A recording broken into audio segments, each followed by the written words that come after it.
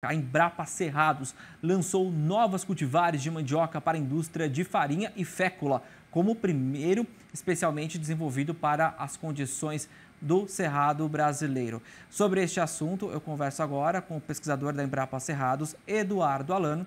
O Eduardo, que já está conectado aqui com a gente. Eduardo, tudo bem? Seja muito bem-vindo ao Bem da Terra. Bom dia a todos, bom dia Pedro, bom dia a todos que estão nos acompanhando. Tudo bem por aqui? Então tá ótimo. Olha só, vamos falar sexta-feira sobre essas cultivares, né? Qual o diferencial dessas cultivares que vocês estão aí trazendo ao Cerrado brasileiro? Então, o Cerrado brasileiro é um importante bioma cerrado, né? Muito importante na produção brasileira de mandioca para a indústria, né? A produção de farinha e de amido. E nós não tínhamos ainda nenhuma cultivar desenvolvida especificamente para a região. E as cultivares mais plantadas aqui, a gente observou que tinha um problema tecnológico, que era a altura da primeira ramificação muito baixa, que dificultava o plantio mecanizado, né? Você pensa em cerrado, você pensa em planície e plantios em grandes áreas, né? Principalmente. Mesmo para o pequeno produtor, é interessante, ao máximo, mecanizar a sua lavoura. Então, nosso objetivo principal era alta produtividade de amido por hectare e adaptação ao plantio mecanizado, ou seja, aumentar a estatura da primeira ramificação das plantas. Isso a gente conseguiu com essas 3 novas cultivares. Que bacana. Eduardo, além de oferecer melhor resistência, né, e produtividade, quais outros impactos nos sistemas de produção essas cultivares vão levar à região? Sim, o plantio mecanizado vai facilitar sobremaneira, né, logicamente, a etapa do plantio, né, e antes do plantio você tem que tirar as manivas sementes, que são as ramas, né, e é uma etapa muito onerosa. Com essas cultivares mais altas vai facilitar sobremaneira. Também os tratos culturais ao longo de toda a cultura, que é uma mandioca que ramifica mais alto, ela facilita o tráfego das pessoas, né, e de maquinário nas linhas de mandioca. Só que são 3 variedades diferentes, com algumas diferenças entre elas, né? O que as une é a alta produtividade e o plantio mecanizado. Por exemplo, a BRS 417, ela é a mais ereta de todas, ela permite até um adensamento da lavoura, aumentando ainda a produtividade dela, e ela tem umas raízes que está no futuro a colheita mecanizada também. A BRS 418, ela tem raízes mais longas e a parte aérea dela tem uma qualidade nutricional melhor, permitindo a utilização dela na alimentação animal. Toda a parte aérea dela pode ser colhida no momento da colheita, aliás, de todas, né? Só que da 418, por ela ter uma qualidade nutricional melhor, ela é indicada também para a utilização desse subproduto na alimentação animal. Tem produtores que estão ganhando quase tanto com a venda de silagem, né, no período da seca, quanto com a venda de amido, de mandioca propriamente dita. E a 419, ela é rústica. Ela é aquele material que é rústico, que mantém produtividade mesmo em ambientes não tão favoráveis ao desenvolvimento da cultura, né? E para um ano que o produtor não vai conseguir investir muito em tecnologia, ela é uma ótima opção.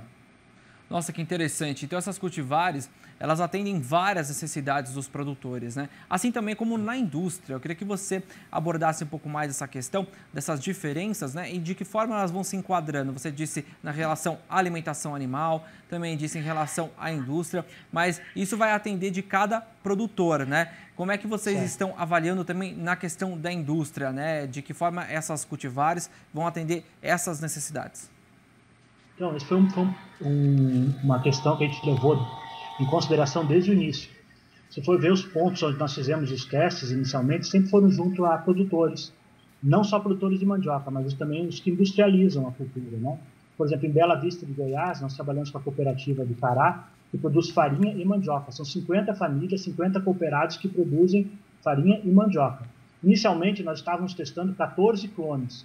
Desses 14, esses 3 foram os que mais apresentaram características favoráveis junto a essas indústrias. Por exemplo, em Rio Pardo de Minas, no norte de Minas, é o segundo maior produtor de mandioca em Minas Gerais. Lá são 6.000 hectares. Nós trabalhamos há mais de 10 anos junto com uma fecularia no trabalho dessas cultivares, né? E lá o experimento era colhido e imediatamente era transformado em amido. Se fosse acontecer algum problema tecnológico aí, nós já teríamos essa resposta, né? E nós trabalhamos aqui também com a metodologia da pesquisa participativa, onde a opinião do produtor é fundamental, né? Então, trabalhando assim junto com o sistema produtivo, a gente tem uma confiança maior da adoção desse material também por outros produtores de outras regiões. Agora, em relação ao manejo, né? De que forma esses produtores estão recebendo auxílio, né? Uma certa assistência para dar sequência a esse cultivo, né? Ter aí toda a produtividade que essas cultivares podem oferecer a ele. Então, isso é muito interessante. Nós da Embrapa Cerrados, a gente trabalha muito nisso. Nós temos material bibliográfico muito interessante, desenvolvido especialmente para produtores, com desenhos, com fotografias, né? Uma linguagem mais simples para produtor, alguns outros materiais com linguagem mais técnica para técnicos, né? Todos eles disponíveis para download na página da Embrapa. Nós temos o sistema de produção de mandioca para o cerrado. Lá você pega desde a escolha da área até o processamento. Todas as etapas online, para download gratuito dentro da página da Embrapa. Nós temos um manual, Mandioca no Cerrado, orientações técnicas, também desenvolvido uma linguagem um pouco mais técnica, né? Mas que está sendo muito utilizado por extensionistas, né? E o nosso trabalho é feito sempre junto. Desculpa, é sempre feito junto com extensão, né? Por exemplo, eu estou voltando agora de Minas Gerais. Nós fizemos 5 dias de campo junto com a Emater Minas, né? Então, nesses dias de campo é uma forma da gente transferir tecnologia, conversar junto com os extensionistas, que são os que estão na frente, na linha de frente de batalha, né? O bacana, né, desse trabalho junto com o produtor é também saber, né, de que forma eles estão recebendo e também acertar algumas arestas que às vezes ficam, né, e também levar informação, entender, né, o outro lado da produção. Eu queria que você desse aqui um site para o pessoal que está assistindo a gente agora acompanhar onde vai, qual site que é para ver essas informações que estão disponíveis aí para os produtores de mandioca.